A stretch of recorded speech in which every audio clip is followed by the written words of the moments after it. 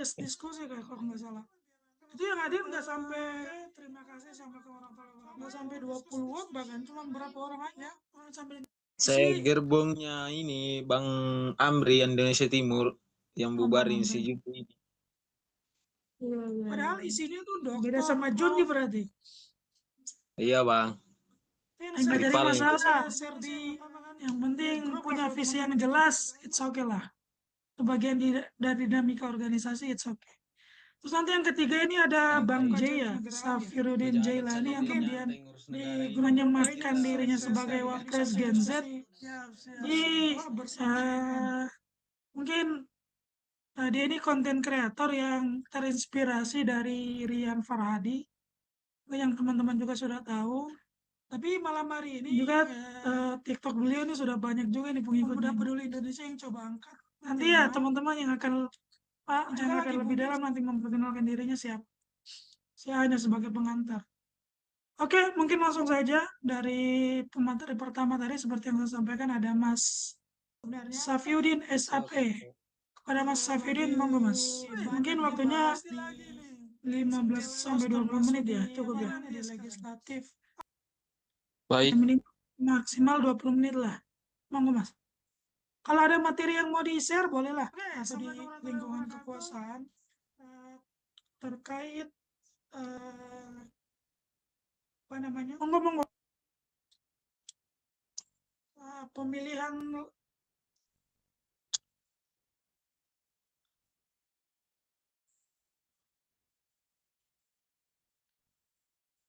Recording in progress. Kepala daerah dipilih oleh DPRD. Recording stopped. Ada yang nggak tahu berapa. Recording in progress. Berapa partai yang kemudian sepakat atau mungkin berapa partai yang kemudian tidak sepakat terkait itu. Nanti coba kita ulas bersama teman-teman. Ya. Termasuk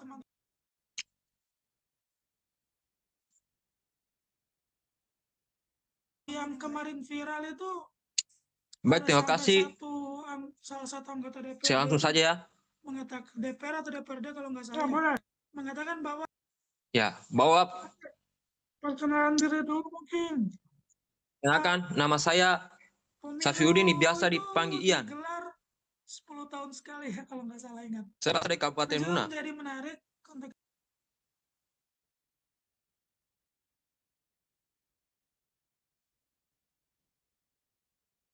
Oke.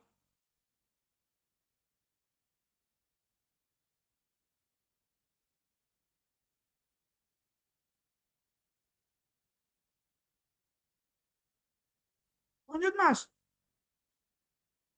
Oke. Bagus sekali. Bagus.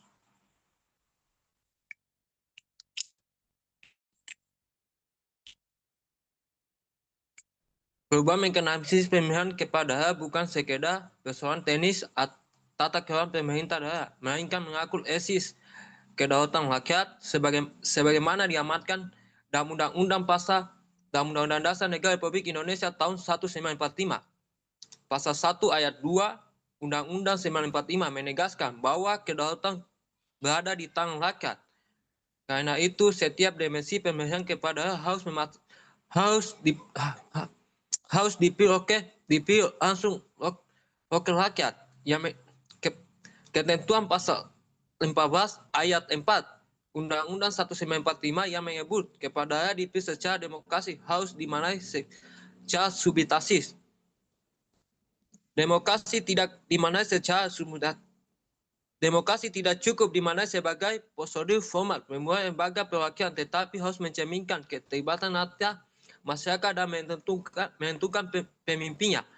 Jika pemilihan kepada sepenuhnya diserahkan kepada DPR, maka harus ada jaminan kuat bahwa prinsip prestasi publik dan keterbukaan tetap terjaga. Sebagai menilai lembaga legislatif sebagai representasi rakyat memiliki tanggung jawab konstitusional untuk menjaga agar hak politiknya warga negara tidak tereksekusi oleh kepentingan politik jangka pendek. Hak memilih dan dipilih merupakan hak konstitusi warga negara yang dijamin pasal 24 ayat 3 Undang-Undang Undang-Undang 1945 setiap wacana dan petisi membatasi hak tersebut harus dibahas secara terbuka, rasional dan berbasis konstitusi. Wacana pemilihan 10 tahun dan pilkada tidak langsung sering dianggap sebagai jalan menuju ekonomi biaya stabilitas politik, namun juga berisiko membesar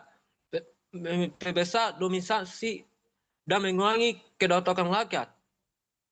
Karena keputusan ada di tangan wakil rakyat, bukan langsung rakyat, yang bisa memicu politik uang dan menghabiskan aplikasi akal rumput. Meski pendukung berargumen dapat menghasilkan pemimpin lebih berkualitas dan mengurangi potensi jangka pendek. Sistem ini ada dilema antara efektivitas yang dikelola DPR versus kedaulatan rakyat langsung, dengan risiko secara mengintai kedua opsi tersebut. Pemilihan kepada secara langsung bukan sekedar produksi teknis memilih pemimpin yang fantastis. Kedaulatan rakyat sebagai ditegaskan dalam pasal 1 ayat 2 Undang-Undang 145. Kedaulatan berada di tangan rakyat dan dilaksanakan menurut Undang-Undang Dasar melahirkan baik pemilihan kepada DPR berarti mereduksi peran rakyat dan subjek utama demokrasi menjadi sekedar penonton kekuasaan. Baik, mungkin cuma itu yang saya bisa bawakan. Oke, thanks Mas. Jadi stressing point yang saya dapat dari Mas Safyudin ya. Jadi beliau mungkin masih ingin kurang tepat kemudian pemilihan kepala daerah itu dilaksanakan oleh DPRD ya. Atau DPR gitu. Dia lebih memilih bahwa yang lebih tepat pemilihan kepala daerah itu dilakukan oleh kedaulatan rakyat, atau mungkin ya kita bilang versi adalah pemilihan langsung. Tetapi problemnya adalah di Undang-Undang 1945 pun sebenarnya pasal yang dikutip tadi itu tidak detail dijelaskan gitu modelnya kayak. Tapi nggak jadi masalah, itu menurut pandangan Mas Safidin ya. Nanti coba kita ulas. Oke, mungkin cukup. Terus untuk selanjutnya mungkin saya serahkan kepada Mas Imran ya, selaku Ketua DPP Kebijakan Publik kami ya. Mungkin monggo Mas Imran, waktu dan tempat saya silakan. Baik, terima kasih. Assalamualaikum warahmatullahi wabarakatuh. Salam sejahtera bagi kita semua. Waalaikumsalam.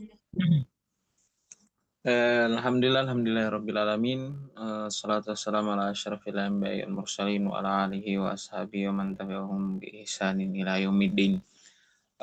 Terima kasih, menarik ya tema diskusi kita kan tentang banyaknya isu, bahkan ada anggota DPRD yang kemudian menyatakan ya kenapa tidak untuk 10 tahun aja, emang ngotak lu 10 tahun. 5 tahun aja kalian nggak kerja kan gitu kira-kira lah. Karena kalau kita bisa langsung ketemu kan. Cuma nah, terkait dengan pilkada tidak langsung atau pilkada melalui DPRD. Beberapa beberapa hasil survei dari beberapa lembaga survei lah kayak Indikator, IPO, IP dan beberapa survei-survei itu kita mungkin langsung pada poin aja yang kemudian yang membuat saya rasa itu terkait dengan seperti apa kepercayaan rakyat kepada legislatif atau DPR dan juga kepada partai. Nah, penyakit kronis yang terjadi di negara kita itu adalah tentang apa yang kemudian atau sejauh apa DPR dan partai itu mengakomodir aspirasi rakyat. Sampai detik ini dengan analisis saya melihat kemudian kondisi negara sampai ada carut-marut seperti ini, bahkan Sumatera ya harusnya kalau misalnya memang DPR atau partai yang kemudian sebagai rumah untuk kemudian mengakomodir suara-suara rakyat, harusnya mereka ini kalau perlu semua partai menyatakan bahwa presiden harus kemudian menjadikan Sumatera sebagai sebagai darurat nasional atau bencana nasional. Begitupun DPR. Harusnya kalau memang betul-betul representasi rakyat lah, kira-kira begitu. Ya benar tadi juga yang disampaikan tentang Undang-Undang 1945 itu, walaupun ya benar tadi disampaikan Mas Trias tentang belum ada definisi khusus secara detail lah tentang bagaimana pemilihan itu. Akan tetapi kalau kita mengacu pada kedaulatan rakyat, baru-baru juga saya nonton ada Prof siapa yang dari, saya lupa, dia menyatakan pada diskusi ini Suara Rakyat di televisi bahwa bukan konteks bukan konteks apakah lewat DPRD itu tidak demokrasi, bukan itu konteksnya. Akan tetapi keterwakilan dari kedaulatan rakyat itu seperti apa? Nah, kalau kita mengacu pada beberapa survei yang terjadi, kepercayaan kepada DPR dan partai itu dari 15 lembaga negara itu yang terendah kepercayaannya rakyat itu adalah DPR dan partai. Nah, kalau misalnya mereka atau sebutlah DPR atau legislatif atau kemudian ya karena kan legislatif ini dari partai ya. Dan apa yang dibunyi di DPR itu bunyinya ketua partai. Ya kan budayanya masih begitulah, itu maksudnya realita yang kemudian kita lihat. Nah, kemudian kalau misalnya kedaulatan itu diberikan atau sebutlah legislatif yang akan memilih siapa yang akan memimpin kita di eksekutif, maka keterwakilan itu yang kemudian hilang. Karena itu tadi maksudnya tidak langsung pemilihannya tidak langsung, dia tidak bisa kemudian menyampaikan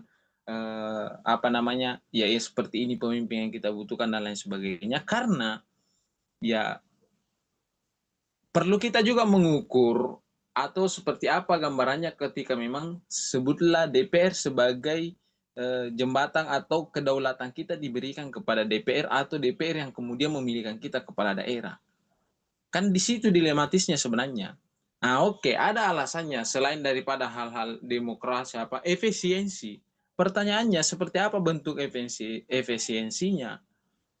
Kenapa? Karena pemilihan ini kan udah pernah sebelumnya, dan sebelum kita pemilihan umum yang langsung itu kan udah pernah. Dan ya kalau kita mau bicara pada konteks misalnya ini hanya persoalan efisiensi, bagi saya tidak, karena ini akan merampas hak-hak kita sebagai rakyat.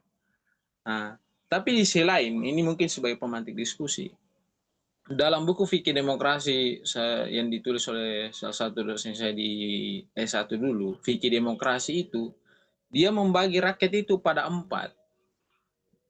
Tentang bagaimana rakyat itu memahami demokrasi. Di Indonesia ini kan,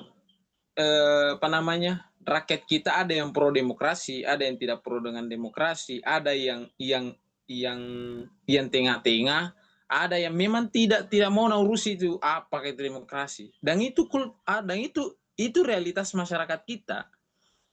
Nah, kalau kita mengacu pada ini realitas masyarakat kita, maka dengan sistem apapun, dengan model pemilihan apapun, maka tetap ujungnya adalah rakyat yang akan dibodohi, atau rakyat yang kemudian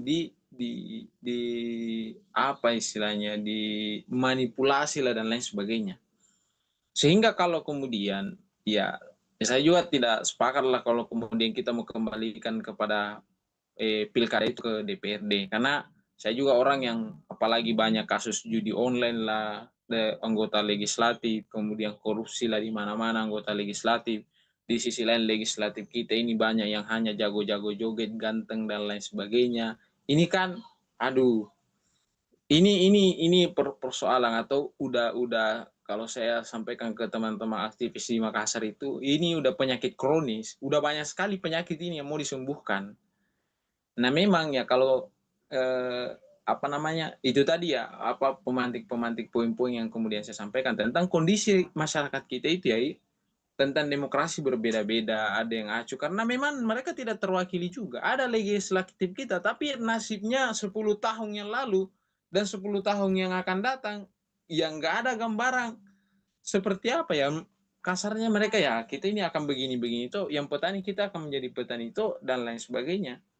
Karena mereka sekolahnya apa, anak-anaknya mereka gimana tidak diakomodir aspirasi mereka untuk kemudian anak-anaknya bisa sekolah dengan layak, dengan baik, dan lain sebagainya. Nah, ini kemudian yang perlu kita diskusikan panjang tentang kondisi atau jenis-jenis rakyat kita ini dengan pembagian itu tadi ya. Kalau atau sebutlah misalnya, atau kita kerucutkan ketiga misalnya, yang pro dengan tidak pro, dan memang yang hanya ya terserah mila urus bagaimana yang acu itu, atau kita mau kerucutkan kepada pro dan tidak pro. Ini kan apa namanya, kalau kondisi rakyat kita pro dan tidak pro ini, maka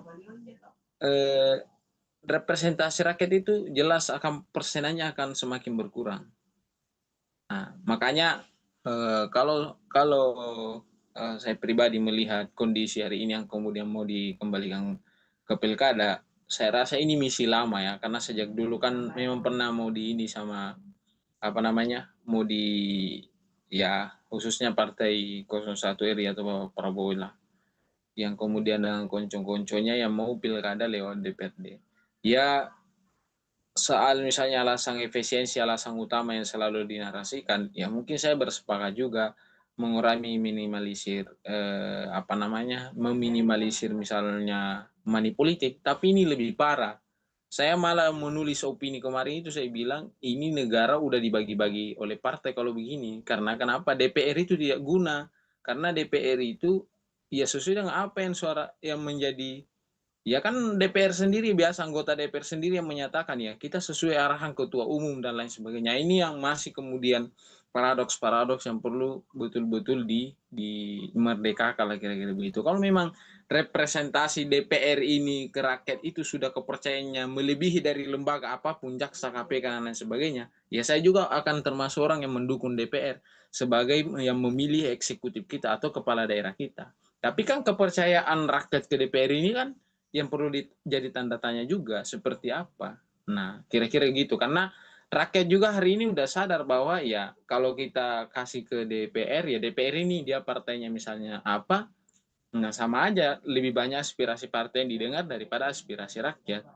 Jadi keterwakilan itu tidak ada.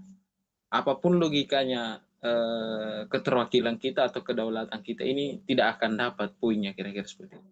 Mungkin itu sebagai pemantik pada diskusi kita pada malam hari ini. Saya kembalikan kepada moderator, Mas Rias. Assalamualaikum warahmatullahi wabarakatuh. Waalaikumsalam warahmatullahi wabarakatuh. Terima kasih atas paparannya Mas Imran. Memang apa ya, dilema sih mau kembali, kalian sampaikan Mas Imran tadi kan, pemilihan kembali ke DPRD itu kan dulu memang pernah ada ya. Dulu dibilang parlementer kalau nggak salah, sistem parlementer. Sekarang kan sudah demokrasi langsung, memang beda. Apakah kemudian juga yang menjadi solusi untuk kedaulatan mereka atau tidak, itu juga akan menjadi tanda tanya gitu.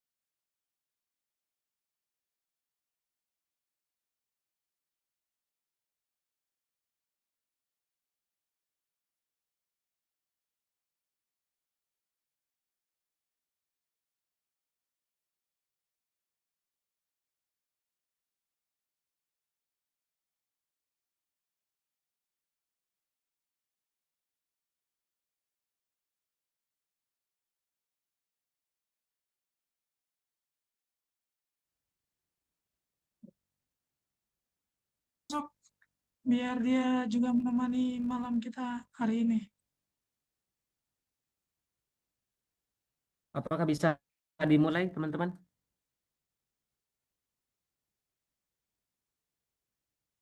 5 menit lagi, Mas. Nanti biar agak banyak juga yang masuk. Saya coba share dulu ke teman-teman.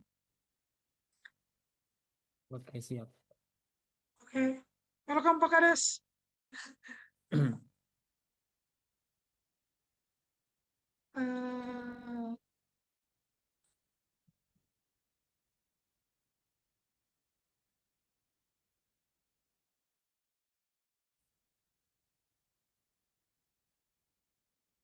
Eh, banyak yang out tadi karena kepake soalnya.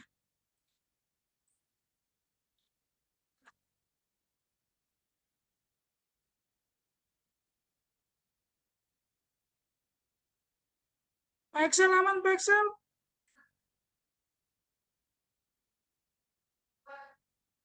Begitulah kalau diskusi via Zoom.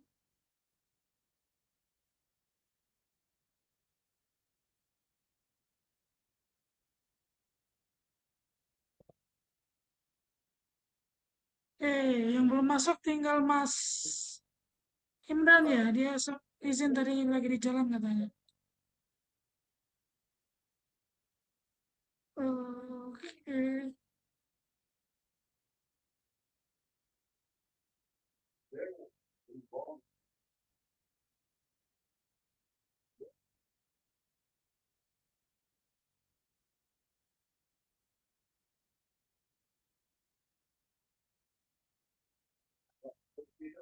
Selamat malam, teman-teman. Malam Pak Kades. Ini lagi satu pemantik Pak Kades. Karena Iya. Maaf ini saya salah waktu Indonesia Barat sama waktu Indonesia Tengah. Saya kira belum. nggak apa-apa Pak Kades. Ini juga lagi tunggu teman-teman. Tadi sempat out soalnya Zoom-nya. Saya coba aja kembali dulu yang keluar tadi.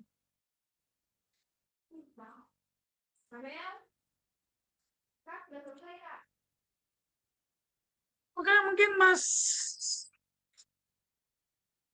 Bang J tadi. Bang J, panggilannya WordPress Gen Z. Mungkin langsung bisa dimulai, Mas. Ini sambil menunggu teman-teman. Waalaikumsalam. Halo, Mas.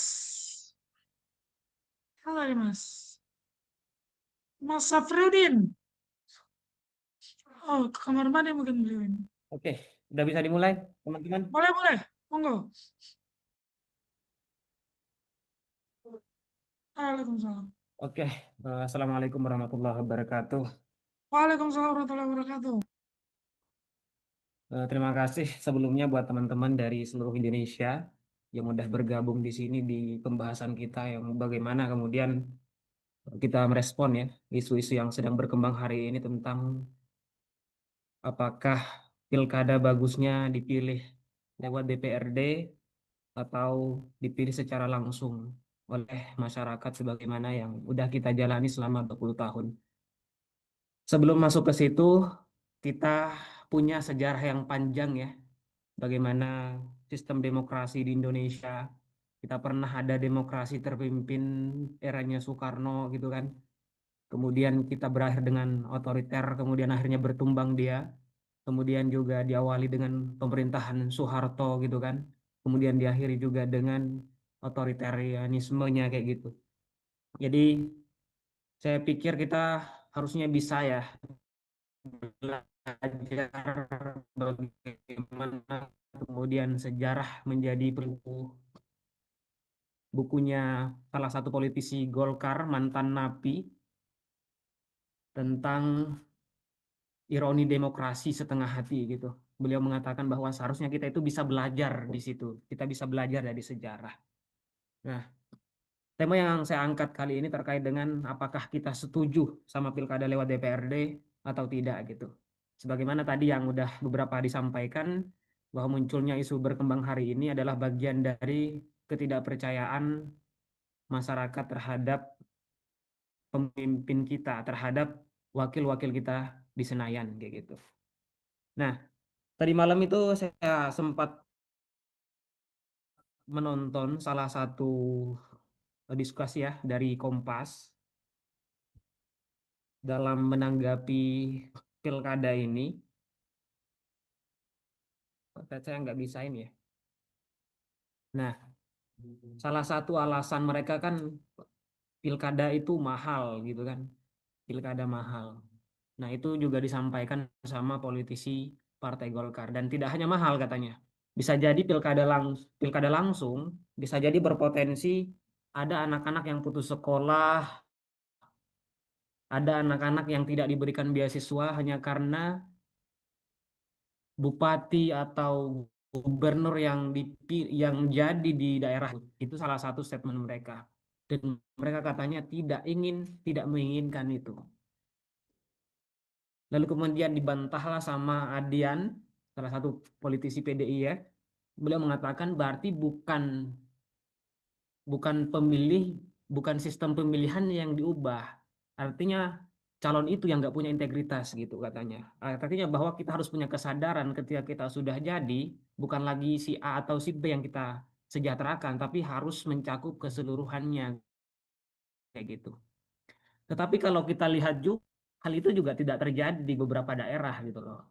Termasuk salah satunya di daerah saya, yang dimana bupatinya itu adalah dari politisi PDI gitu kan. Dari politisi PDI, tetapi juga bangun di situ gitu loh. Artinya hanya sebatas diskusi-diskusi gitu aja gitu loh. Artinya politisi PDI juga ternyata bagian dari gitu. Artinya mereka benar-benar belum bisa mensejahterakan semuanya gitu. Nah, pilkada mahal gitu. Saya kemarin sempat menonton salah satu video ya, film gitu. Dia bilang gini, Hannes is cheap because no additional cost. Link is expensive because it requires many more lies to cover it up. Artinya bahwa kejujuran itu tidak membutuhkan biaya yang mahal gitu. Sementara kebohongan itu membutuhkan biaya yang mahal karena harus menutupi kebohongan-kebohongan lainnya gitu. Nah, di sini saja bisa kita simpulkan gitu. Padahal di beberapa daerah seperti yang disinggung sama Bu Fit, kalau nggak salah yang tadi malam saya tonton itu, beliau mengatakan bahwa dari mana pilkada itu mahal gitu. Pilkada bisa di backup sama anggaran kita semuanya nggak ini. Jangan-jangan ini hanya bagian dari permainan politisi saja gitu untuk mensukseskan agenda politik mereka gitu. Oke. Coba kita lihat dari sisi partisipasi ya. Di semua lintas pemilu, masyarakat Indonesia ini adalah salah satu masalah partisipasi, sangat berpartisipasi. Meskipun masyarakat kepercayaannya terhadap DPRD, kepercayaannya terhadap pemimpin-pemimpin mereka sangat rendah, tetapi partisipasi pemilunya ini baik dari semua tingkatan, baik itu pemilihan presiden, baik itu pemilihan DPRD, DPD, bahkan pilkada, itu partisipasi masyarakat Indonesia itu sangat tinggi gitu. Meskipun pada kenyataannya masyarakat tidak begitu percaya. Karena dari kesimpulan saya, masyarakat meskipun merasa tidak mempercayai ke DPRD atau ke itu yang termasuk dalam pimpinan yang hari ini di Senayan atau di Istana Negara, masyarakat punya kesadaran kolektif bahwa salah satu cara untuk menghukum mereka adalah dengan memilih mereka secara langsung. Ya, terlepas saya setuju atau tidaknya dengan pilkada langsung, bagi saya juga tentu ada hal-hal yang perlu kita pertimbangkan. Salah satunya apakah kemudian pemilu dan pilkada yang dipilih secara langsung atau yang tidak langsung itu akan kita ulas di akhir nanti.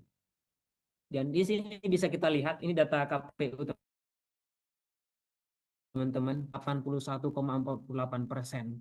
Ini itu selaras dengan pada pemilihan presiden pada tahun 2004 itu Amerika itu partisipasi pemilu mereka itu hanya di angka 60%. Sementara Indonesia itu di angka 80% ke atas. Artinya bahwa pemilu kita itu konsisten gitu. Meskipun mereka sebetulnya nggak terlalu percaya dengan pemimpin mereka. Gitu. Nah, ini data tingkat partisipasi pemilih di 6 pemilih terakhir, 2014, 2020. Nah, Pilpres, kemudian Pilkada. Artinya menunjukkan tren kenaikan setiap tahun gitu kan. Nah, dari yang tadinya Pilkada 2015 ada 70%, kemudian naik ke 74%, kemudian di Pilkada 2020 naik ke 76%, penurunan dari yang tadinya 76% akhirnya turun jadi 71%. Itu partisipasi pemilih dalam Pilkada. Nah, ini salah satunya KPU urus RI perbarui data partisipasi pemilih Pilkada 2024 sebesar 71%. Nah, ini yang tadi saya bilang teman-teman, bahwa partisipasi publik saja masyarakat kita itu percaya gitu. Bahkan 46%-nya itu dinilai buruk gitu. Sangat baik hanya 1%, sangat buruk 34%, baiknya 17,8%. Bahkan pengalaman responden diundang itu hanya beberapa ya, 13,9% gitu. Ada yang pernah diundang nggak sama DPR di sini? Rata-rata nggak pernah ya. Kecuali kita yang minta gitu. Oke. Nah, ini mungkin yang penting gitu ya. Riset dosen UGM bilang biaya beli suara itu lebih besar dari dana kampanye gitu. Jadi ini bisa membantah ya klaim mereka bahwa katanya selama ini pemilu atau pilkada itu mahal gitu. Seperti statement Prabowo gitu. Kita boleh demokratis tapi jangan sampai mahal gitu. Itu money politik itu ya bisa jadi gitu. Bahkan di beberapa data itu menyebutkan bahwa setiap calon pencalonan itu orang membutuhkan biaya 5 miliar untuk maju baik itu di pilkada gitu. Ya, tetapi ini yang penting teman-teman. Pilkada langsung atau pilkada dipilih lewat DPR, semua orang saya pikir punya kesempatan yang sama. Ini di garis bawah ya.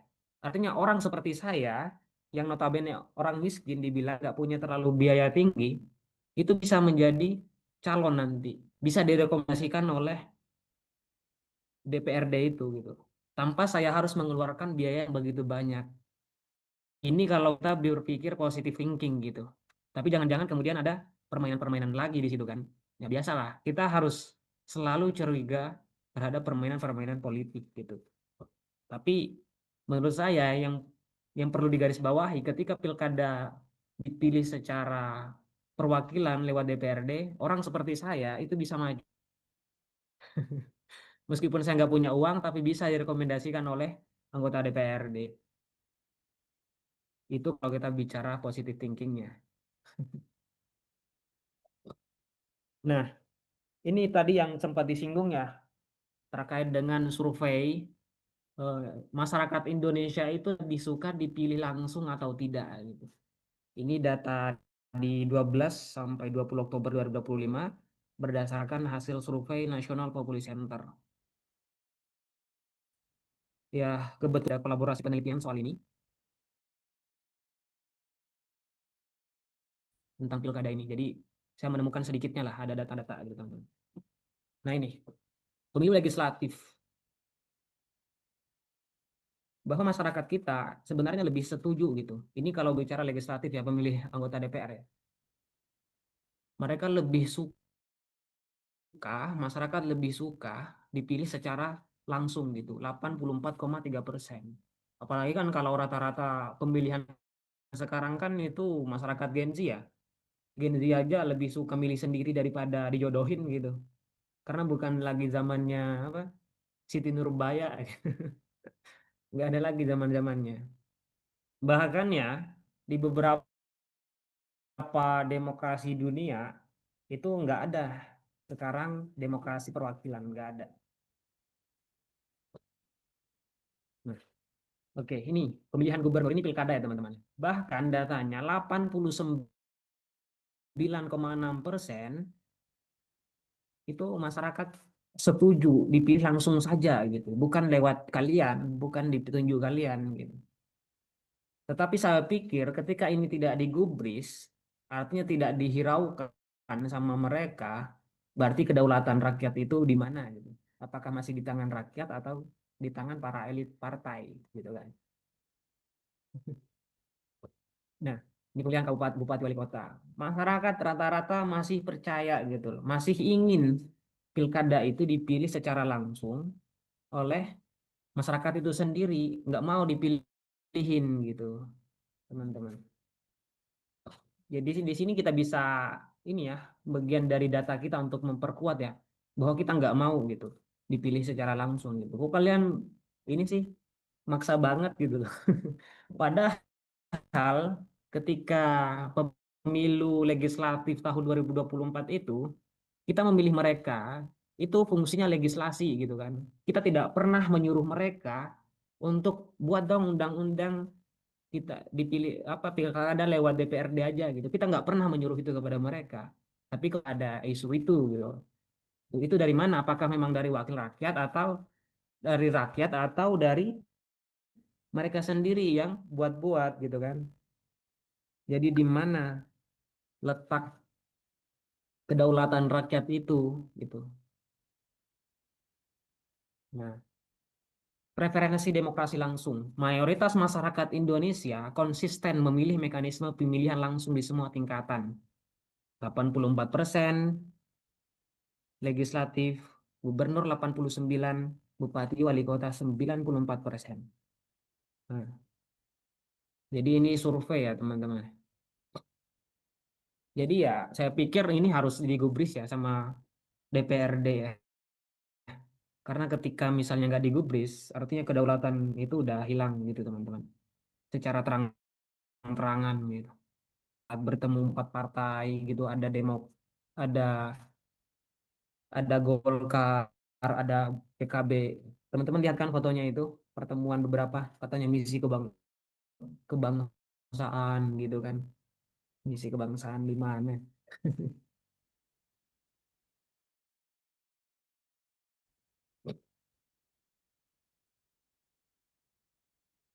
Oke, lanjut. Nah, ini pertumbuhan ekonomi ya teman-teman. DIY versus Jawa Tengah. Ini kita lihat berdasarkan daerah gitu kan. Berdasarkan daerah, eh, daerah istimewa Yogyakarta itu berdekatan dengan Provinsi Jawa Tengah. DIY ini itu pilkada, itu nggak ada pilkada, tapi ditunjuk secara langsung melalui kesultanan gitu kan. Artinya nggak ada pemilihan di sana. Kemudian di sini Jawa Tengah. Kita lihat dari sisi indikator ekonominya gitu. Antara dipilih langsung dengan tidak langsung, lebih tinggi yang mana gitu. Rata-rata lebih tinggi yang mana. Nah, kalau kita lihat DIY Yogyakarta itu 4,72% rata-rata pertumbuhannya dalam setiap tahun. Sementara di Jawa Tengah itu pertumbuhannya 4,90% gitu. Nah, artinya saya pikir temuannya adalah tidak ada perbedaan signifikan gitu antara pilkada langsung dan tidak langsung. Tidak ada perbedaan signifikan, hanya selisih berapa gitu. 0, berapa persen itu. Nah, makanya saya tadi highlight tadi ada yang bilang pemateri ya, mohon maaf saya apa namanya tadi itu bilang bahwa selama sistemnya seperti itu dan orang-orangnya seperti bekerja seperti itu yang nggak bermanfaat juga gitu, entah dipilih secara langsung atau tidak gitu. Selama mereka tidak memiliki integritas dan kemauan untuk membangun bangsa ini lebih baik, maka ya sama aja gitu. Nah, kemudian kita lihat di daerah-daerah yang kota gitu. Kota kita bandingkan dengan daerah seperti Bodetabek gitu. Bekasi, Depok, Tangerang, kemudian Bogor. Oh ya, sedikit tambahan ya. Itu kenapa kita lihat berdasarkan kedekatan, karena DIY Jawa Tengah itu kan berdekatan dengan Jawa Tengah gitu. Tapi kalau kita lihat keluar teman-teman, beberapa daerah provinsi di luar, seperti halnya misalnya di Sumatera, itu bahkan tingkat pertumbuhan ekonomi mereka, yang notabene mereka dipilih secara langsung oleh rakyat, itu bahkan tidak menimbulkan pertumbuhan yang signifikan gitu. Bahkan rawan terjadinya korupsi gitu. Cuman saya kita dalam penelitian ini kebetulan kita ada penelitian, kita ngambil 2 indikator antara pertumbuhan ekonomi, kemudian angka kemiskinan. Cuman yang saya tampilkan di sini itu pertumbuhan ekonomi. Ini data BSPS ya teman-teman, dari Badan Pusat Statistik Nasional Indonesia. Berdasarkan akumulasi yang sejak kemarin saya teliti gitu. Nah, bentar. Nah, DKI Jakarta. DKI Jakarta ini tuh daerah yang administratif gitu. Jadi kayak Jakarta Selatan, Jaksel, kemudian Jakarta Pusat, kemudian Jakarta Barat. Itu tuh ditunjuk langsung gitu kan. Jadi nggak ada pilkada langsung di sana. Nah, kita bandingkan dengan yang ada di Bekasi, Depok, Tangerang. Kenapa kita bandingkan? Karena daerah-daerah ini memiliki kedekatan gitu. Kedekatan. Jadi bisa kita lihat ukur itu berdasarkan kedekatannya, kemudian berdasarkan pertumbuhan ekonominya gitu. Nah, DKI Jakarta yang notabene nggak dipilih secara langsung, itu pertumbuhan ekonominya itu 5,36%. Sementara Bodetabek ini yang notabene pemilihnya dipilih langsung oleh rakyat, itu tidak nggak terlalu menunjukkan pertumbuhan yang signifikan juga gitu. Jadi kayak seimbang aja ya. Nah, tapi kalau kita lihat berskala nasional, teman-teman, nah cuman saya nggak tampilkan di sini datanya, itu bahkan dulu kita pernah mencapai pertumbuhan ekonomi sampai 60% gitu. Kemudian disusul-susul sampai kita krisis gitu. Jadi artinya bahwa yang problemnya adalah masyarakat kita masih percaya sama pemilihan langsung. Padahal pemilihan langsung tidak begitu menunjukkan yang negatifnya gitu. Jadi kesimpulan saya adalah apakah memang cocoknya kita kembalikan saja pilkada lewat DPRD ini ke pilkada ini lewat DPRD, atau kita pertahankan gitu dengan mengubah penegakan hukumnya ditegakkan gitu kan. Karena saya pikir problemnya ya bakalan tetap sama aja gitu selama kita tidak memiliki kemauan untuk benar-benar berbenah gitu. Jadi seharusnya kita bisa juga belajar ya dari yang saya sampaikan sejarah gitu kan. Masa kita harus kembali lagi ke sana? Kita udah pernah loh dan kita gagal di situ. Jadi ayolah kita ada sistem baru nggak? Gitu. Atau misalnya kalau memang mau uji coba ya kita coba aja misalnya mulai dari tingkat gubernur gitu. Gubernurnya aja yang ditunjuk langsung sama DPRD gitu. Tapi kalau tingkat kabupaten, tingkat kepala desa misalnya itu dipilih langsung sama rakyat gitu. Kita coba aja karena bagi saya gubernur itu nggak punya rakyat gitu guys. Jadi gubernur itu ya dia bawahannya langsung ke kabupaten gitu, ke bupati langsung. Jadi bisa dibilang tingkat jarak antara rakyat dengan gubernur itu bisa dibilang cukup jauh gitu. Jadi kayak sama kayak kita ke presiden gitu. Toh misalnya ketika presiden berkampanye mengeluarkan visi misi dan janjinya, yang tidak ada sebetulnya di problem kita adalah tidak ada mekanisme penagihan gitu.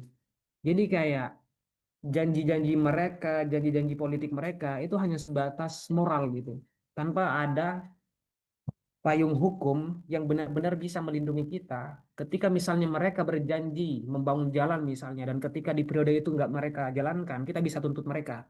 Kita kan nggak punya mekanisme itu gitu. Kita masih belum punya mekanisme itu. Maka partisipasi publik hari ini saya pikir hanya bersifat elektoral gitu. Antara di kotak suara aja tanpa kita benar-benar masih dilibatkan di dalam proses proses perumusan dalam suatu kebijakan gitu. Jadi itu problemnya. Kita nggak punya payung hukum untuk menuntut mereka gitu. Jadi kayak los saja gitu. Sama kayak visi misi Presiden Jokowi, Presiden SBY bahkan pernah dituntut, tapi akhirnya nggak diteruskan karena tidak bersifat pidana atau perdata gitu. Nah itu problemnya. Kita nggak punya mekanisme penagihan itu gitu. Jadi kalau mau ya mungkin kita coba aja dulu lewat gubernur aja. Tapi kalau kau bupati kita tetap pilih langsung gitu. Karena mereka yang langsung punya kabupatennya. Nah, tapi yang menariknya di sini adalah ketika kita bandingkan antara ekonomi versus aspirasi publik, wilayah sentral seperti DI, Jakarta, memang menunjukkan pertumbuhan ekonomi, tetapi aspirasi publiknya itu kurang gitu. Nah, terus yang di Jawa Tengah itu bisa dibilang seimbang gitu. Ada partisipasi publiknya, juga ada pertumbuhan ekonominya gitu. Nah, ini mungkin yang menariknya sebagai perbandingan kita ya. Tetapi kalau kita lihat secara skala nasional, itu menunjukkan, data menunjukkan bahwa lebih sejahtera dipilih tidak langsung gitu. Lebih sejahtera dipilih lewat DPRD, bukan dipilih langsung gitu. Itu kalau makanya eh, kita ada tesis kenapa masyarakat Indonesia masih mau bertahan dengan sistem yang buruk gitu. Kayak gitu. Itu tesis kita sekarang tuh. Kesimpulan kita gitu. Berdasarkan penelitian kita ketika melihat data-data yang ada di BSPS bahkan di World Bank, kemudian BI juga gitu. Nah, itu dia mungkin teman-teman kita lanjut diskusi ya. Intinya seperti itu. Kurang lebihnya seperti itulah yang hari ini kita coba pelajari. Jadi kalau Jadi kalau kesimpulan saya adalah kalau memang oke, saya kembalikan aja langsung ke moderator ya. Thank you, Mas. Oke, menarik dari data-data yang disampaikan Mas J tadi soal apa ya, pemilihan langsung dan pemilihan tidak langsung ya. Ya tadi memang apa ya, masih dilema antara pemilihan langsung itu. Kalau menurut Mas J tadi, pemilihan langsung itu apa, pemilihan tidak langsung atau lewat DPRD hanya dibebankan pada gubernur ya. Tapi kalau pemilihan tidak langsung, pemilihan langsung ya bisa ke bupati misalnya. Langsung mungkin dari kepala desa dan lain sebagainya gitu. Nah, ini mau ada kepala desa di sini ini Pak Kades Anam, mungkin bisa langsung menanggapi tadi dari beberapa paparan, mungkin terutama paparan terakhir ya dari data-data yang disampaikan beliau. Mungkin langsung saja Mas Anam, saya persilakan. Oke. Terima kasih Mas Trias. Selamat malam. Assalamualaikum warahmatullahi wabarakatuh. Suara saya jelas ya? Jelas Mas, jelas. Tadi saya nggak mengikuti yang materi pertama. Tadi siapa materi pertama, siapa Mas Trias? Mas Safiuddin SAP itu dari HMI dia. Ya, oke. Terima kasih, ini luar biasa ya. Di sini generasi muda. Saya juga ucapkan terima kasih Mas Trias sudah memberikan waktu, dan saya di sini mewakili karena dapat mandat yang wakil itu kan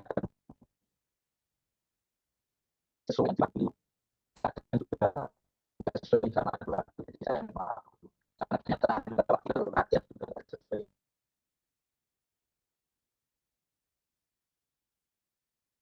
Suaranya agak terganggu, Pak Anam.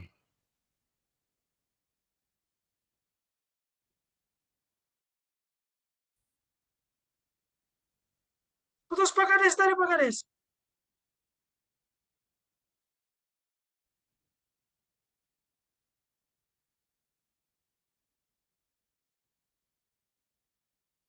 Wah, di out lagi. Jaringan mungkin.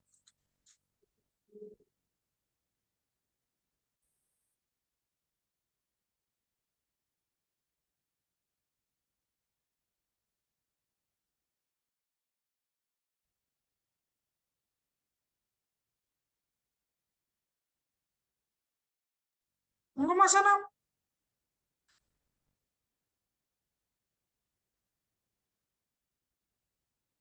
Jaringan ya Mas.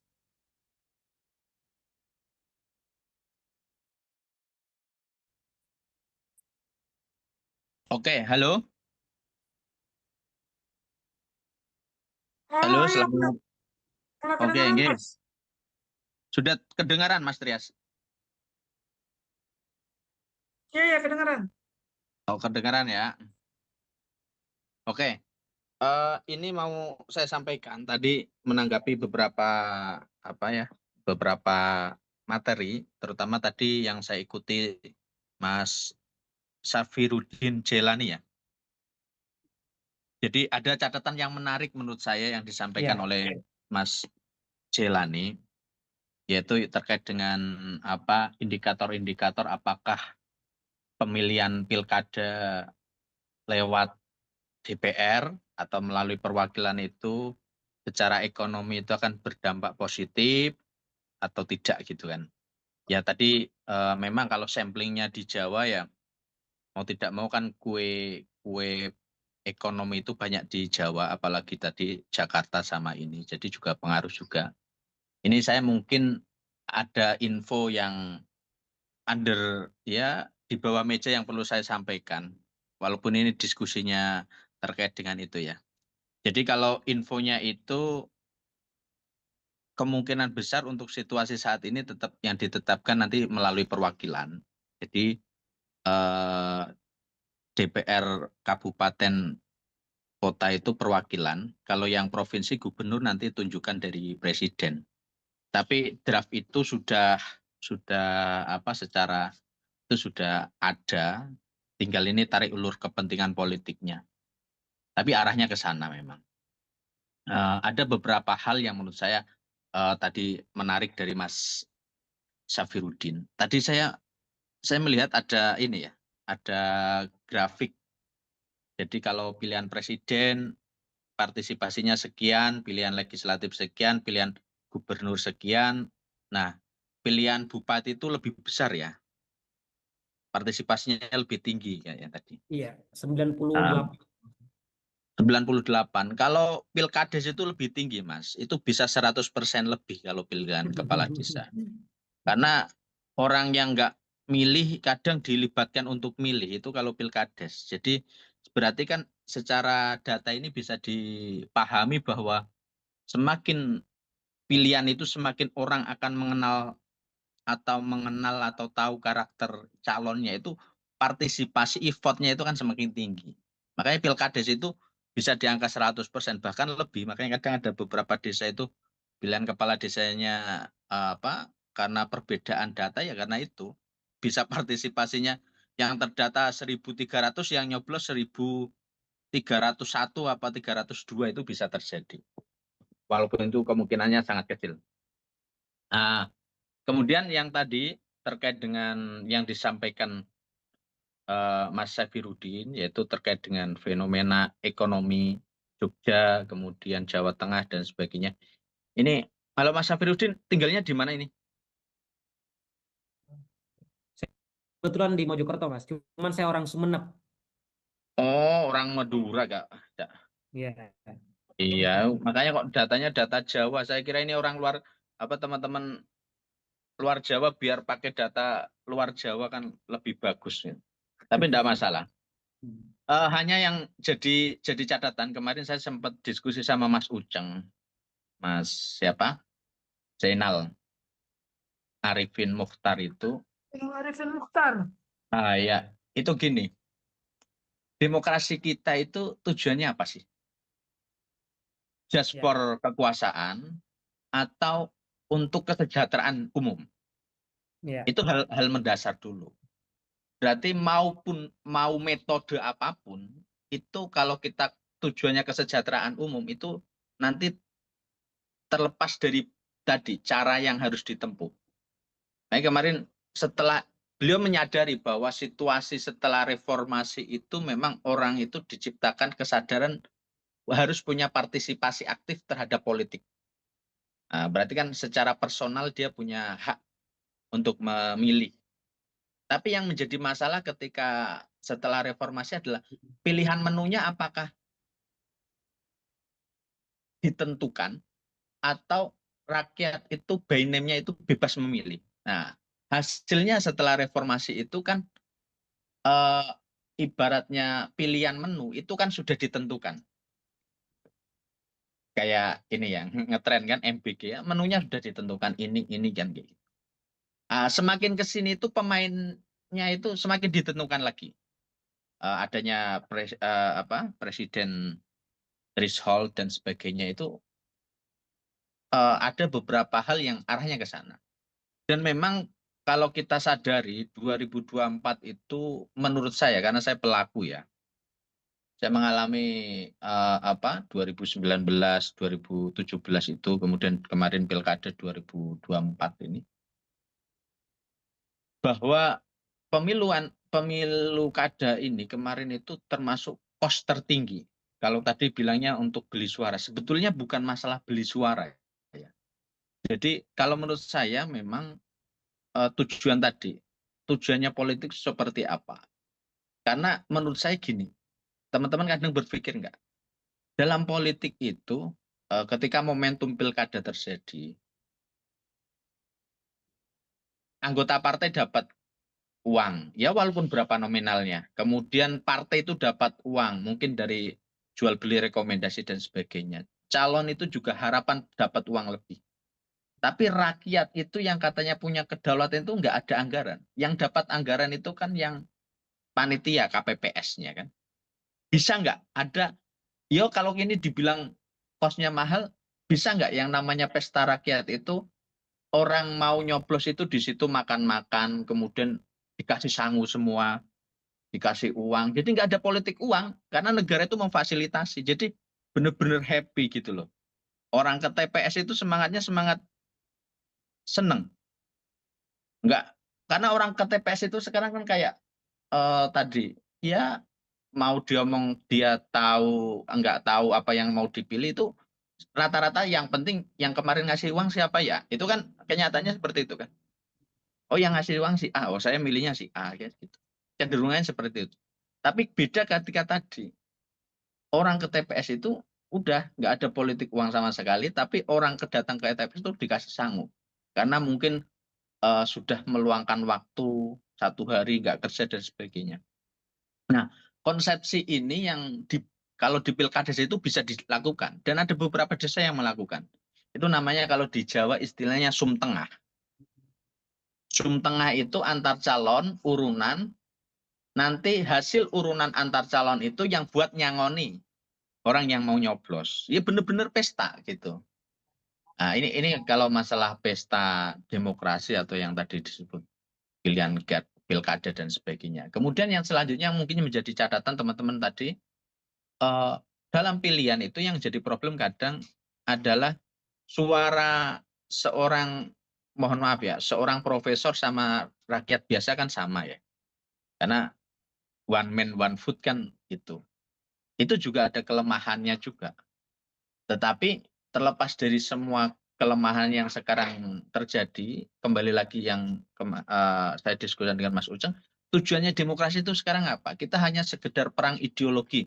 Mau ideologinya Marhaen, mau ideologinya Islam, mau ideologinya apa. Tapi kalau nggak sejahtera, ngapain bahas ideologi kan gitu. Akhirnya mau tidak mau kan mending ikut oligarki kan. Yang penting sejahtera. Opsinya kan gitu. Nah, disinilah yang menjadi dilema para pemikir-pemikir yang hukum ketatanegaraan maupun orang-orang itu terkait dengan sebetulnya arahnya kemana. Nah, ini saya geser karena tadi Mas Safirudin menjelaskan tentang kue ekonomi. Jangan-jangan pemilu ini kan masalah rebutan kue. Kuenya ditaruh di kabupaten, kuenya ditaruh di desa, yang disebut dana desa, kuenya ditaruh di gubernur, kuenya ditaruh mana. Ini kan rebutan kue. Tapi bisa nggak negara ini menjamin bahwa semua rakyat itu pasti ke bagian kue? Ini kan yang menurut saya tugas beratnya. Kalau metodenya semua pilihan itu adalah rebutan ngelola kue yang terbatas dan direbutkan banyak orang, itu akhirnya kan ya ganti-ganti terus. Tadi akhirnya hitung-hitungannya bagaimana saya mengolah kue ini biar besok saya dapat ngolah kue lagi, gitu kan? Biar kue ini sisa nanti biar saya ada kepastian ke depan saya dapat kue lagi. Bisa nggak sistem ini bagaimana sebetulnya yang terjadi ini, kue ini bisa dinikmati semua orang, by name by address. Itu PR besar. Karena kemarin kita diskusi beberapa sama anaknya Pak Gus Dur juga, sama ini juga Mas Dendi Laksono juga, beliau punya program Reset Indonesia. Saya bilang sama Mas Dendi, kita nggak cukup reset, Bang. Kalau reset, komputernya error, dimatiin, kembali lagi. Ini bukan sekedar reset. Ini jangan-jangan hardware-nya, SSD-nya perlu diganti, motherboard-nya perlu diganti, aplikasinya itu perlu diganti. Dari Pentium 1 jadi Pentium 2 itu namanya upgrade. Semua baik secara sistem maupun secara ini. Bukan sekedar reset gitu. Saya bilang gitu emang ke Mas Dendi Laksono, tahu nggak? Jadi menurut saya yang jadi catatan ini lagi, bahwa pilkada ini tujuannya apa? Kalau tujuannya rebutan kue tadi, ya sama aja. Mau metodenya dipilih langsung, mau metodenya lewat DPR, pasti nggak akan ikut. Nggak akan mensejahterakan dengan tujuan akhir tadi. Kecuali bagaimana kue-kue ini bisa dinikmati oleh tiap rumah. Nah, makanya ada istilah gini. Kita itu mungkin ini kalau di tingkat negara itu memang harus ada pembedaan antara yang menjaga stabilitas. Kenapa tadi Jogja itu ini ya, teman-teman bisa bayangkan ya, di Jogja itu ada seorang raja, gubernur, yang itu dari dulu jadi gubernur, daerahnya itu pilihan, dia nggak pilihan, tapi wali kota, bupati, dan semua pilihan. Dan saya kira fine-fine saja, masyarakat Jogja itu luar biasa gitu loh. Karena punya sosok, simbolnya Jogja ya Sultan. Nah, Indonesia itu sebenarnya nggak lepas dari itu ya. Jadi kalau kita lihat Indonesia itu ikut Amerika minded juga menurut saya kurang ya. Lihat saja Amerika kelasnya Trump aja ini kan anarkis kayak gitu kan. Jadi memang di tingkat negara kita juga perlu sosok itu. Jangan-jangan kita itu selama ini nggak punya benar-benar orang yang secara kapabilitas dan kapasitas itu kepala negara. Jangan-jangan loh saya dengan itu. Yang ada masa kepala negara ikut bermain, ikut rebutan kue tadi kan kayak gitu. Akhirnya bahasa kita sekarang ya ganti pemimpin, ganti kebijakan, ganti pemimpin, ganti kebijakan. Nggak ada yang sifatnya statis. Semuanya jadi dinamis. Harusnya ada satu tunggal IKA yang statis. Akhirnya kebijakan, ada istilah kebijakan negara, ada kebijakan pemerintah. Gitu loh. Nah, ini yang menurut saya perlu kita perdalam lagi. Nah, kembali lagi bahwa tadi ada sempat nggak bisa nuntut visi misi. Ya pasti nggak bisa, Mas. Karena Mas Safirudin ada bukti bahwa Mas Safirudin milih Pak Prabowo secara hukum. Kalau hukum kita kan perlu hukum pembuktian kan. Nggak ada bukti kan. Kotak suaranya sudah ditumpuk di KPU, kemudian Kita nggak ada bukti apa-apa. Dan ketika ditanya, "Boy, ada yang bukti?" Saya buktinya milih Bapak Prabowo. Emang kita bisa jangkau Pak Prabowo di sana? Kan enggak juga. Kita nggak bisa nuntut apa-apa. Karena tadi kita kayak semacam ya, walaupun ini pilihan langsung, jangan-jangan ini juga kamuflase dari sebuah, ya mau tidak mau menunya yang harus dimakan ini. Kita nggak tahu ini menu yang sehat buat kita atau yang nggak tahu. Gitu. Kembali lagi tadi saya juga nggak akan ini biar diskusinya nanti jalan, tapi dari semua pendapat tadi Mas Syafiruddin, karena yang tadi Mas Syafiruddin saya juga kurang mengikuti, nanti mungkin bisa ditambahkan. Saya secara ini ya, terima kasih nih teman-teman, masih banyak yang memikirkan kondisi ke depan bangsa dan negara kita. Kalau di saya memang mengalami, jadi kalau saya juga sudah mengalami bagaimana berkampanye, bagaimana mengeluarkan kos politik, bagaimana menjadi tim ses, dan bagaimana membuat tim ses, dan menjadi tim ses dan pelaku, itu saya sudah mengalami semua. Jadi dari tingkat bawah, karena kan kalau ini kan real di bawah. Kalau teori-teori itu udah teori lapangan lagi. Tapi secara apa yang perlu jadi catatan tadi, sebetulnya demokrasi kita itu tujuannya apa? Tujuannya hanya untuk kekuasaan atau tujuannya kesejahteraan umum? Melindungi segenap bangsa dan seluruh tumpah darah Indonesia. Jangan melindungi yang tadi. Kalau tujuannya kekuasaan ya pasti akan melindungi kafilah yang mendukung kekuasaan, gitu kan. Makanya PDI kan nggak berani vulgar sekarang bikin istilah baru, bukan oposisi, istilahnya partai penyeimbang kan, gitu kan. Jadi diksinya itu memang itu. Ya kalau PDI yang berkuasa mungkin yang akan, ini sebetulnya ide tidak langsung lewat DPR itu kan idenya PDI juga. Cuma karena PDI nggak berkuasa kan ya mainnya, ya nanti saya nggak dapat nama juga atau gimana kan. Ya saya paham lah, maksudnya politik-politik kayak gitu udah tahu. Karena logikanya kan PDI santai-santai aja, wong dia seluruh partai kan, seluruh daerah hampir kursinya juga dia banyak kan. Gitu. Intinya gitu ya. Jadi demokrasi ini kita kembalikan ke hakikatnya seperti apa, biar tujuannya itu sebetulnya apa. Kalau saya sih berkeyakinan bahwa harusnya demokrasi itu nggak usah jauh, wong itu sudah diterangkan di pembukaan UUD, bagaimana negara ini harus terdesain itu seperti apa. Itu aja mungkin. Terima kasih. Terima kasih Mas Anam atas pemaparannya. Jadi ada beberapa poin yang sangat menarik tadi ya, yang bisa saya tangkap. Jadi poin yang paling penting adalah bukan soal dipilih langsung atau tidak langsung sebenarnya, tapi bagaimana kemudian kedaulatan rakyat itu benar-benar terpenuhi gitu. Kalau Mas Safirin tadi mengatakan bahwa apa namanya, kita tidak punya punya garansi bahwa yang kita pilih ini kita bisa tuntut balik gitu. Ini mungkin juga kaitannya dengan Mas Safiruddin gitu. Mekanisme penagihan, Mas.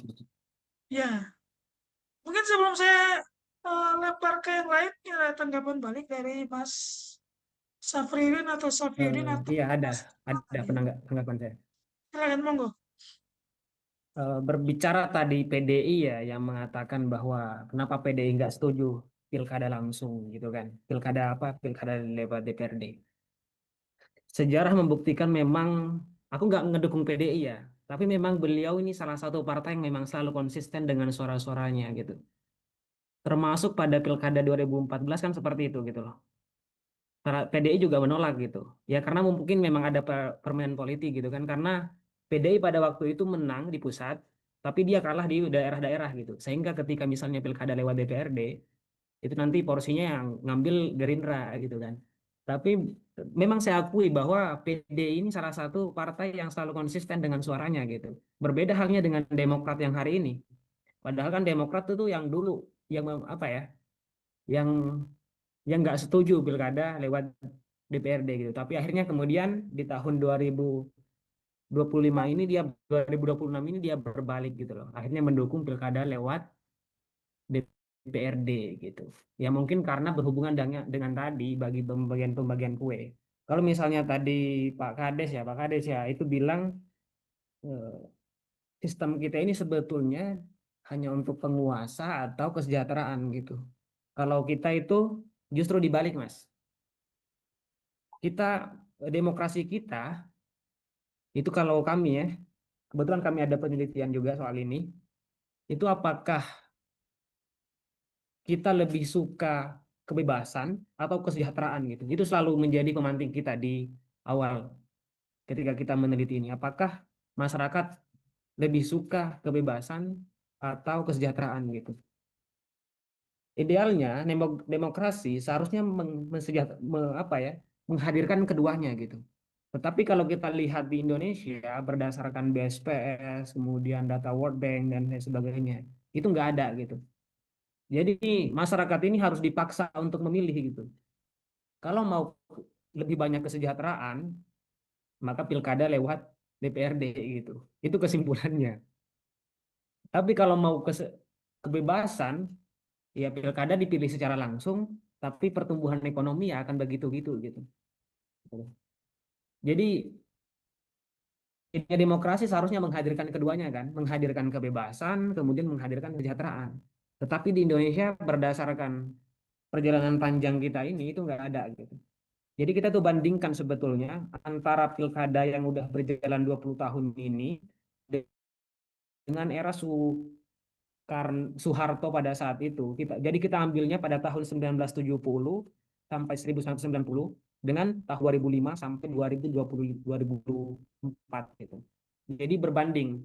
Jadi antara periode 20 tahun pilkada langsung, 20 tahun pilkada tidak langsung gitu. Jadi ya itu pelajaran apa ya? Data yang kami ambil bahwa rata-rata pertumbuhan ekonomi pada saat pilkada tidak dipilih secara langsung itu menunjukkan pertumbuhan yang signifikan gitu. Ya. Tetapi dia tidak, yang problemnya di situ adalah dia tidak konsisten gitu. Jadi kayak tinggi gitu, tapi langsung turun gitu. Tapi kalau di pilkada DPRD yang secara konsisten kita udah jalanin 20 tahun ini, itu pertumbuhan ekonomi nggak tumbuh secara signifikan, tetapi dia konsisten gitu. Jadi kayak tumbuh 1%, tumbuh 4%, turun 1%, turun 1% kayak gitu. Jadi dia agak stabil gitu. Nah, tapi poinnya adalah kalau mau kesejahteraan itu cepat, ya pilkada langsung, pilkada tidak langsung gitu, pilkada lewat DPRD gitu. Kalau mau lebih banyak kesejahteraan gitu. Tapi negara idealnya kan ya harusnya menghadirkan keduanya gitu. Tapi saya sepakat tadi ya sama Pak Anam Lutfi ya. Saya kesimpulan dari apa yang dia sampaikan bahwa bangsa kita ini tidak akan pernah berubah gitu. Akan gini-gini aja. Selama kita tidak memiliki political will untuk ya benar-benar untuk membenahi gitu. Menghadirkan kesejahteraan itu, menghadirkan kebebasan itu gitu. Tapi kita memang harus akui bahwa demokrasi itu kan ada banyak juga jenisnya ya. Ada demokrasi terpimpin, demokrasi perwakilan, demokrasi Pancasila, demokrasi konstitusional. Itu kan yang mungkin jadi sesuatu yang ya mungkin kita bisa dibilang pilkada tidak langsung itu kayak undang-undang omnibus law gitu. Jadi kayak hukum berada dalam satu pintu gitu. Nah, dan ini pilkada lewat DPRD ini itu pemilu dalam satu pintu gitu. Di mana kita akan melaksanakan pemilu legislatif DPRD. Nah, mereka lah yang langsung memilih wakil-wakil kita gitu kan. Nah, makanya sebetulnya ini yang mungkin ya poin yang penting adalah ketika kita ke hutan, kita bilang ini bukan lagi kita gitu. Ketika kita laut, ada pagar laut, itu bukan milik nelayan gitu. Ketika ada pabrik minyak, itu bukan milik masyarakat. Ketika ada tambang emas, bukan lagi milik masyarakat. Satu-satunya hal yang dimiliki oleh masyarakat hari ini itu adalah suara. Gitu. Masa hari ini mau direbut lagi gitu kan. Jadi porsi masyarakat apa gitu kan. Nah itu yang mungkin yang penting.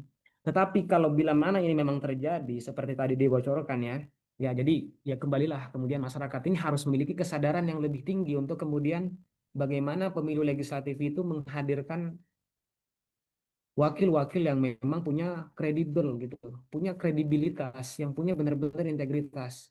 Namun satu catatan penting adalah bagaimana mekanisme penagihan itu tuh ada gitu. Contoh misalnya, jadi kita milih DPRD nih, DPRD gitu kan. Dia kan mau milih gubernur kita nih. Kalau misalnya pilihannya nggak disetujui masyarakat, gitu kan gimana gitu kan. Nah makanya kan di beberapa daerah di Indonesia itu bahkan ada calon 4, tapi mereka dikalahkan semuanya oleh masyarakat. Masyarakat nggak menghendaki gitu. Yang menang akhirnya kotak kosong gitu kan. Kayak gitu. Jadi ya poinnya adalah mekanisme pengenagihan itu memang harus ada. Contoh misalnya ketika dibilang kita nggak punya bukti, kita milih ini. Memang kita nggak punya bukti yang real itu gitu. Tetapi ketika mereka jadi, ya artinya dia pilihan masyarakat gitu. Artinya dia dipilih ya berdasarkan apa? Integritasnya, visi misinya gitu. Janji-janji politiknya itu kan berpengaruh gitu. Jadi ya ini yang mungkin kalau saya tangkap tadi ketika pola pikirnya seperti itu artinya mengatakan bahwa yang nggak milih aku bukan rakyatku gitu kan. Harusnya inilah yang kemudian penting. Itu kan juga salah satu alasan Partai Golkar ya, yang kemudian akhirnya mau pilkada lewat DPRD aja. Karena beliau beranggapan bahwa bisa jadi orang-orang yang nggak milih bupati yang jadi ini nggak dipilih nih sama sama orang tuanya. Misalnya ada anak sekolah gitu kan, dia kena beasiswa dari pemerintah Sumeneb gitu, dari Kabupaten Sumeneb. Nah, ketika misalnya bupati ini tahu ternyata orang tuaku misalnya nggak nyoblos dia gitu kan, akhirnya beasiswa yang dicabut. Itu kan jadi ini mereka apa ya ketakutan mereka, ketakutan para politisi Golkar, alasan mereka seperti itu gitu.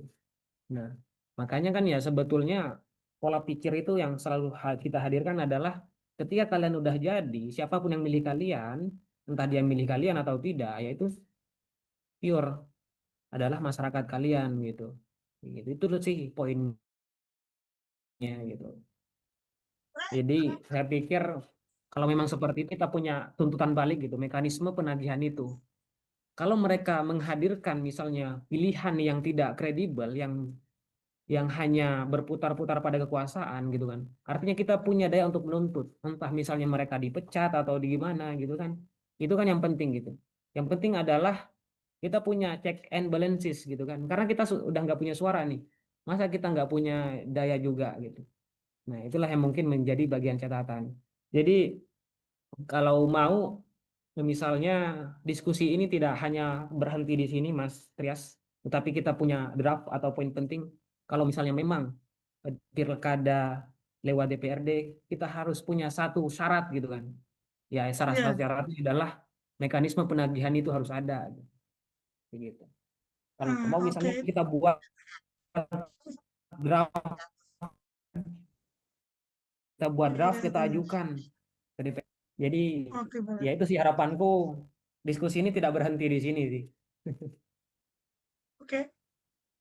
Mungkin yang lain ada tanggapan? Silakan sebelum siapa tahu ada tanggapan Malik dari Mas Anam karena tadi ada beberapa poin yang menarik sebenarnya soal pemilihan tidak langsung itu membawa kesejahteraan itu data apa kemudian itu diukur dari kesejahteraan yang sifatnya umum atau yang memang seperti yang Mas Anam tadi sampaikan by name by address gitu.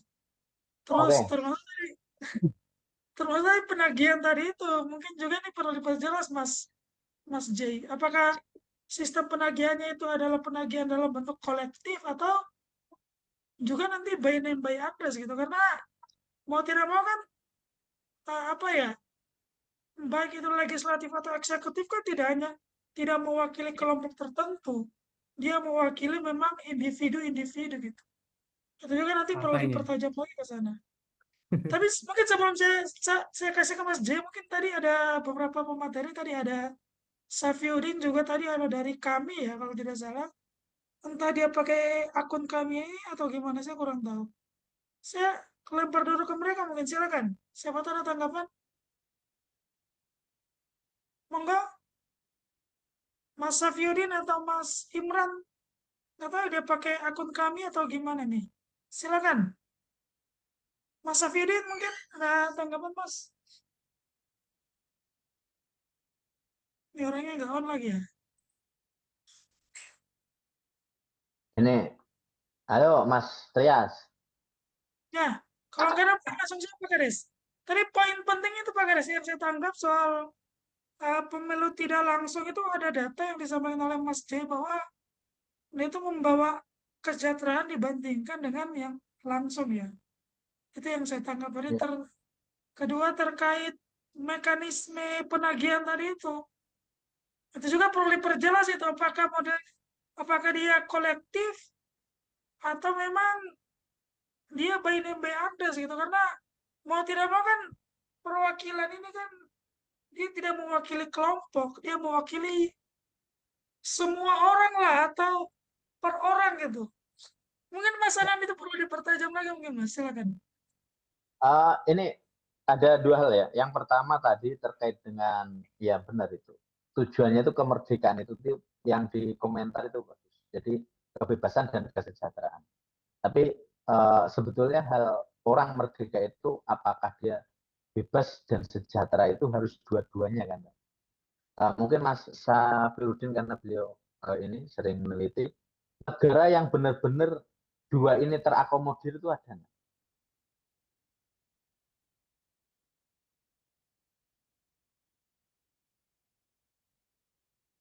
Jadi ada nggak negara yang benar-benar, nanti coba didiskusikan, negara yang benar-benar kebebasan dan kesejahteraannya itu bisa ini. Kalau dilihat kan contoh Amerika, apakah Amerika juga dua-duanya terjadi?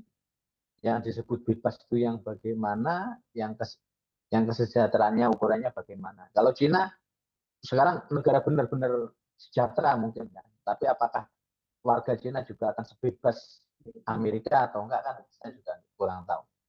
Itu jadi catatan saya. Menurut saya sebenarnya kadang hakikat kebebasan dan hakikat kesejahteraan ya kalau kita bicara hakikat merdeka itu yang seperti apa kan?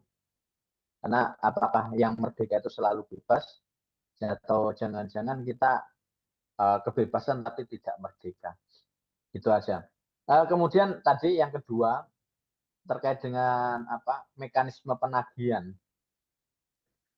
Gini, kalau dalam hukum pernah ada istilah baiat ya.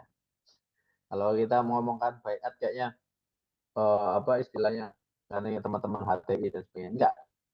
Ada enggak kita itu ada perjanjian dengan negara atau akad dengan negara. Kalau kita sudah ada akad, mungkin kita akan bisa nagih. Gitu loh. Contoh ya, orang nikah itu kan karena ada akad yang terjadi antara si cowok dan si cewek. Jadi ada perjanjian bersama yang dimana nanti kalau cowoknya gini-gini, nanti cewek bisa gugat atau nagih gini-gini. Itu kan apakah dalam konteks negara itu selama ini tidak ada rakyat itu yang berakad dengan negara. Ada rakyat, tapi jangan-jangan kita nggak tahu negara yang akan kita akati siapa. Karena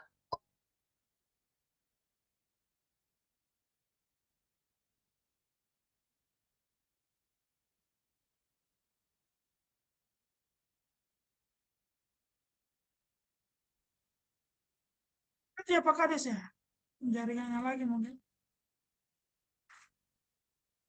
Makanya yang aku bilang tadi itu Mas. Jadi kan kita belum ada sebenarnya mekanisme penagihan. Jadi karena kan kita nggak punya nih mekanisme penagihan, ya kita harus ciptakan mekanisme penagihan itu gitu.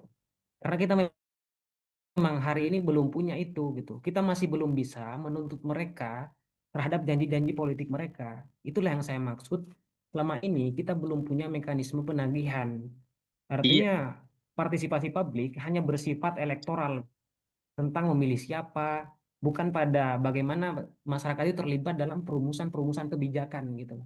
Itulah yang aku maksud, kita bukan langsung berbicara tentang hukumnya ya, tetapi bagaimana kemudian masyarakat ini tuh diakomodir gitu loh. Gitu ya. Oke lah misalnya para DPRD ada istilahnya kayak mendengar pendapat gitu kan atau reses gitu kan ada. Tetapi hari ini yang kita lihat kan itu hanya sebatas administratif saja gitu. Contohnya ini kan contohnya sekarang nih soal survei masyarakat itu lebih banyak sebetulnya memilih langsung.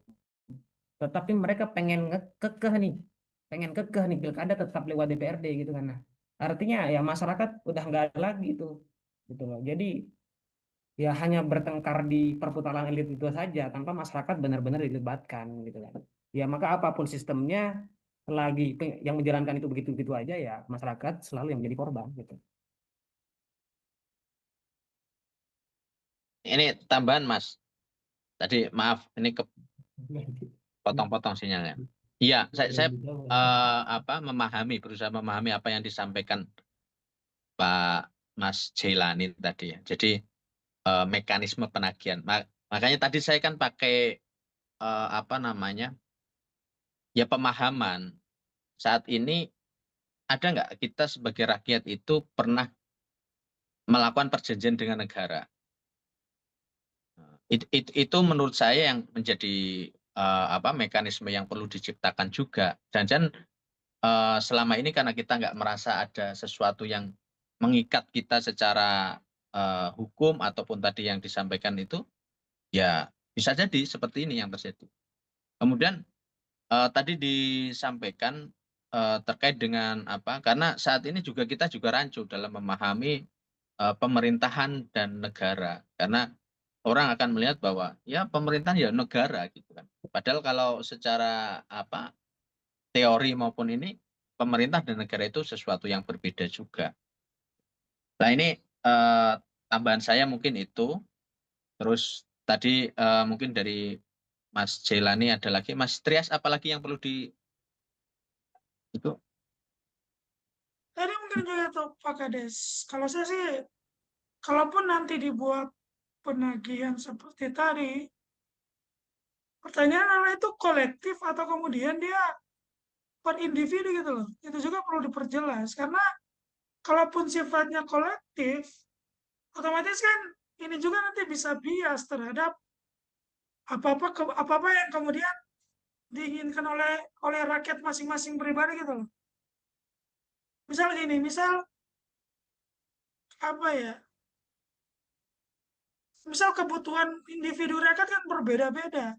Sementara kalau kita bikin sistem penagihan yang sifatnya kolektif, otomatis kan kebutuhan individu ini tidak akan kemudian terpenuhi gitu. Nah itu mungkin yang bagi saya dari Mas J perlu dipertajam gitu. Apakah dia kalau ada apa tadi namanya? Ada mekanisme penagihan yang seperti diinginkan oleh Mas J, itu modelnya kolektif atau individual? Itu juga perlu diperjelas itu. Oke. Jadi sebetulnya hal-hal seperti ini kita bisa tanyakan ke wakil DPRD kita ya, ke wakil kita gitu. Karena mereka yang membuat kebijakan. Tapi yang poinnya adalah selama ini masyarakat tidak pernah benar-benar dilibatkan gitu Mas dalam soal-soal perumusan kebijakan gitu. Itu poin utamanya gitu. Artinya mekanisme penagihan ini adalah bagaimana kemudian ketika misalnya mereka tidak menjalankan sebagaimana fungsinya, ya kita bisa tuntut mereka gitu kan. Selama ini kan seperti Bang Anam tadi bilang, ya kita memang masih belum punya ada itu. Kita masih misalnya belum punya kontrak terhadap masyarakat antara pemerintah. Ya, benar, kita nggak ada gitu. Nah, kalau misalnya memang nggak ada, ya kita harus ciptakan. Saya pikir lembaga legislatif kita punya instrumen untuk itu gitu. Contoh misalnya soal kesejahteraan apakah nanti kolektif atau tidak gitu kan. Nah, ini kan jadi problem juga. Jangan-jangan nanti jadi alat bagi para kelompok oposisi gitu kan. Saya pikir misalnya diukur dari tingkat capaiannya, indikator KIP-nya gitu kan. KIP-nya itu berapa gitu kan. Jadi kita bisa mengukur itu. Saya pikir mereka semua punya instrumen itu. Mas J. Gitu. Itu mungkin bisa menjadi jawaban. Kalau bisa di pemilih itu dimasukkan mandat negara dan mandat rakyat sehingga pemilu menjadi segenap rakyat. Jadi mungkin ini bisa menjadi jawaban soal pemilu tadi itu ya. hak demokrasi rakyat. Kalau bisa Jadi, kalau bisa pemilih itu dimasukkan mandat negara dan mandat rakyat. Jadi itu mungkin bisa menjadi poin bagaimana rakyat bisa bisa menagih janji gitu loh. Atau bisa apa tadi bahasanya Ya, Mas C? dari awal kemerdekaan sebenarnya kita udah punya mandat, Mas.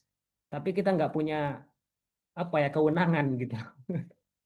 Nggak maksudnya Contoh ini mungkin misalnya maksudnya ini kan lembaga dimasukkan legislatif. dalam legitimasi hukum gitu loh.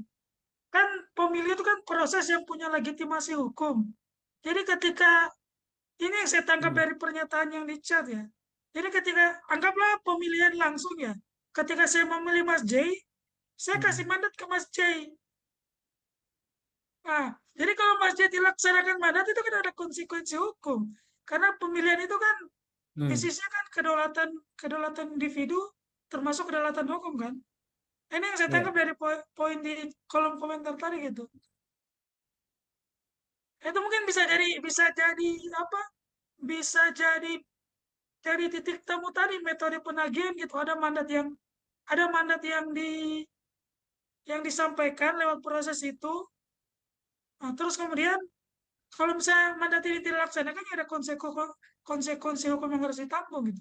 Nah, cuman mungkin ini juga ada poin yang perlu dipertajam lagi terkait bagaimana proses mandat itu, terus bagaimana proses pemilihannya kan juga nanti perlu diperjelas gitu.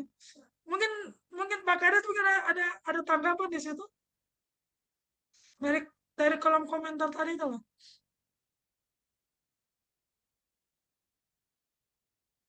Jadi sebetulnya itu Atau mungkin Mas bagian J dulu daripada silakan. apa ya refleksi saya gitu. Jadi itu bagian dari refleksi saya gitu. Selama ini kan generasi Gen Z misalnya, masyarakat secara keseluruhan, kita itu kapan sih didengar gitu loh. Kita nggak pernah benar-benar didengar kan. Ya hak kita misalnya ya cuman di pemilu aja gitu loh. Jadi ya mungkin kita bisa lihat ya sejarahnya gitu kan. Pada saat itu ada sekelompok pemuda itu ingin menuntut Presiden SBY dan Pak JK pada waktu itu. Tapi itu nggak diterima gitu. Karena janji-janji politik itu hanya sifatnya moral gitu, tidak ada konsekuensi hukumnya gitu loh. Nah, ini kan apa ya? Kalau kayak gini terus pemimpin kita ya bakal janji-janji gitu aja gitu. Anggota DPR kita juga sama gitu. Aku akan memperbaiki jalan di sini sampai akhir periodenya tuh nggak ada kan. Jadi ya kita hanya rakyat akan selalu jadi permainan mereka gitu loh. Makanya Iya, kita harus punya apa ya istilahnya itu bagaimana sih kemudian bukan bukan berjatuhnya kepada hukum ya, tetapi bagaimana kemudian kita ada semacam konsekuensi moral lah gitu terhadap pemimpin yang apa ya nggak menjalankan janjinya atau nggak menjalankan visi misinya gitu Mas. oke. Kayak gitu. Ini tambahan Bang Trias. Tadi yang disampaikan Bang C terkait dengan penagihan ini ya sebenarnya ya ide yang bagus yang perlu dipertajam.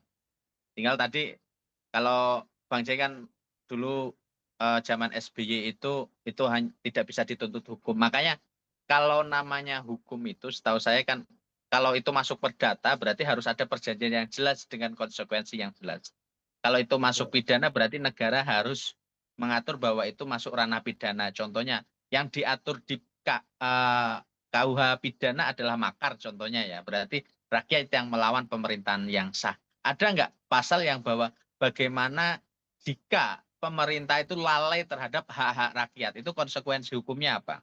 Yang ada kan rakyat kalau melawan Nggak pemerintahan ada yang kan. dia Nggak akan ada. dihukum, digini-gini Nggak ada. kan? Ada nggak hukumnya ketika pemerintahan itu tidak memenuhi hak-hak rakyat? Nah, itu mungkin perlu ke situ. Enggak, saya kan bukan anak hukum ya, jadi apalagi cuma ini kepala desa kan jadi keterbatasan lah. Benar-benar. Itu loh. Benar itu Mas, setuju saya itu. Nah, itu Makanya ada tanggapan dari kami nih. nah ini tadi dari kami dorong Revisi revisi. Undang-Undang Pemilu Ya memang ya dengan bisa ya kontrak gini. pemilu antara para calon.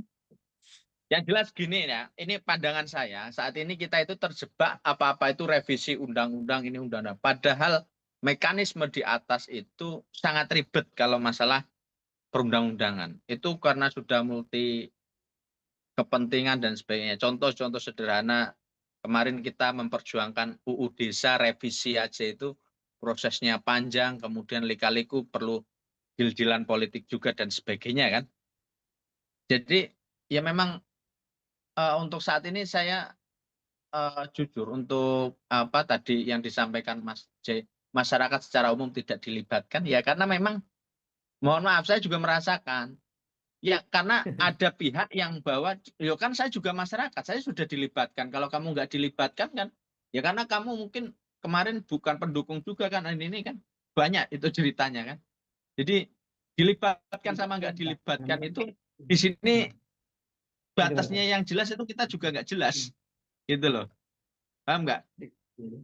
Ada rapat hearing, ada rapat ini DPR ya yang dilibatkan pasti yang kira-kira siap siap nggak, kalau yang sudah kira-kira kritis kan ya nggak dilibatkan kan kayak gitu toh teorinya kan seperti itu.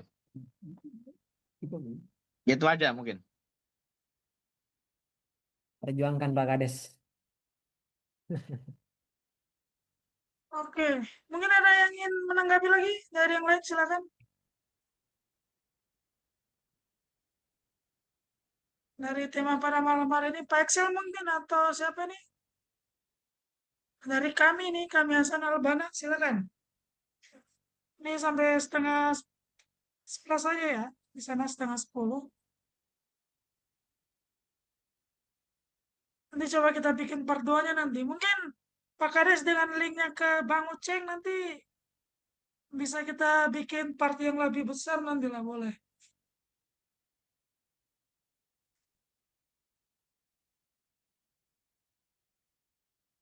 Siapa tahu Mas J ada link-link ke toko besar. Kalau saya kemarin punya Ferry sih, Ferry Amsari, cuman saya belum kontak lagi, jarang apa? Lama sekali balas dia loh. Sibuk mungkin.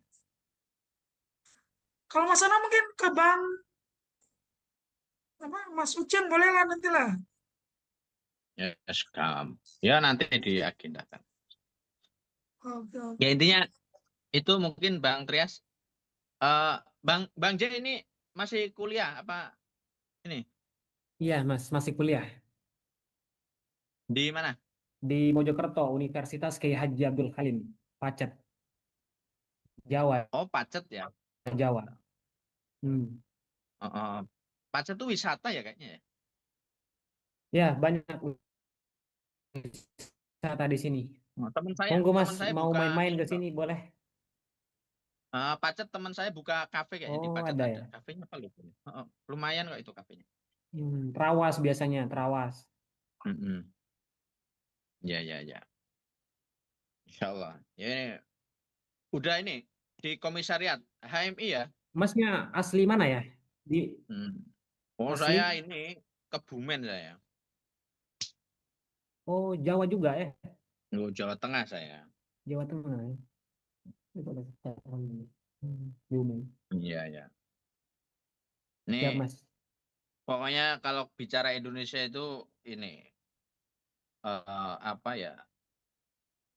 Harus lintas pergerakan. Kompleks. Bisa satu pergerakan. Bagus. Nih Mas Trias ini konsisten ini, pemuda peduli Indonesia ini. Mungkin Ya. kalau tidak ada mungkin karena sudah menunjukkan setengah 11 juga di sini, mungkin juga Pak Kades mau istirahat.